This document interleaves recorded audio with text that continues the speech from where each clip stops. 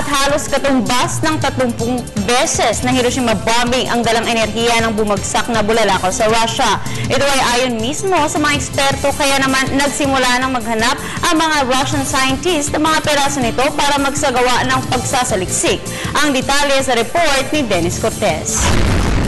Matapos bumagsak ang isang meteorite sa Russia, sinimulan na ng ilang scientists na maghanap ng mga naiwang piraso nito sa mga tinamaang lugar.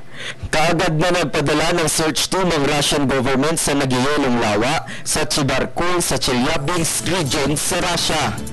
Masusong pinag-aralan ng mga eksperto ang maliliit na piraso ng bato sa nagyayelong lawa, ngunit bigo itong maihalin tulad sa bumagsak na meteorite.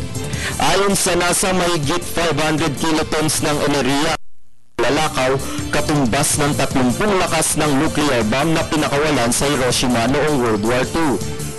Paliwanag pa ng Roscosmos, isang Russian space agency, may bilis na 30 km per second ang nasabing astronomical phenomena. Mahigit 1,000 katawang sugatan sa nasabing insidente dahil sa pagkakapira-piraso ng mga bato. Sa taya naman ng otoridad, hindi bababa sa 30 milyong dolyar ang pinsala dulot ng pagbagsak ng bulalakaw.